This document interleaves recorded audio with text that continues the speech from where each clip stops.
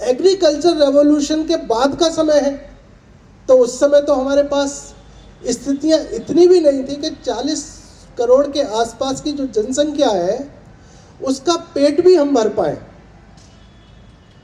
पता चला कि लाल रंग का गेहूं जो है अमेरिका देता था, और अमेरिका इस बात पर तैयार हुआ था कि ठीक है, हम आपका रुपया में पैसा ले लेंगे, तुम्हारे पास फॉरेन एक्सचेंज नहीं है, और वो आरबीआई के साथ आप अकाउंट खोल दो, हम उसी से जब जरूरत होगी ले लेंगे।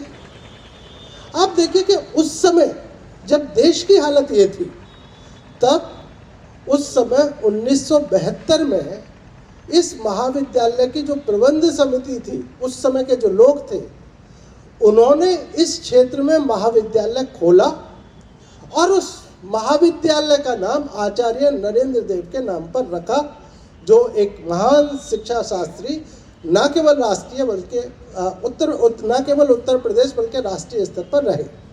तो आप जब विजुअलाइज करते हैं तो हमें विजुअलाइजेशन उस तरीके से करना चाहिए।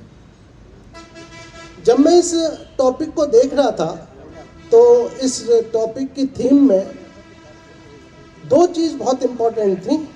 पहली, विकसित भारत, दूसरा टीचर एजुकेशन, और तीसरा उसका ट्रांसफॉर्मेशन।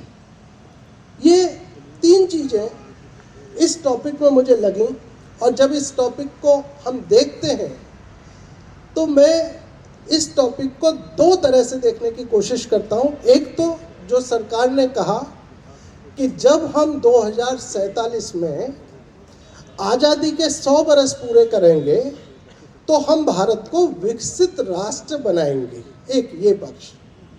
लेकिन उसी पक्ष के साथ साथ एक दूसरा जो मैं डेट लेता हूँ वो लेता हूँ 2050, जो 1950 में भारत का संविधान लागू हुआ।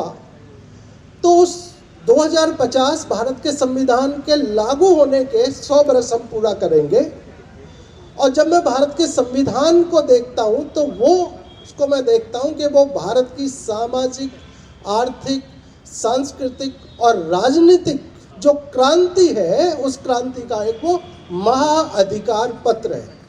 क्यों मैं इसे महाअधिकार पत्र कहता हूँ? आप यदि दुनिया भर के लोकतंत्रों को देखें, जैसे हम बार बार उदाहरण अमेरिका को देते हैं, यदि अमेरिका को देते तो अमेरिका ने एक पॉइंट ऑफ टाइम पर सभी लोगों को वोट का अधिकार नहीं दिया। वहाँ तो शुरू में जो सामंत लोग थे केवल वही वोट डालते थे।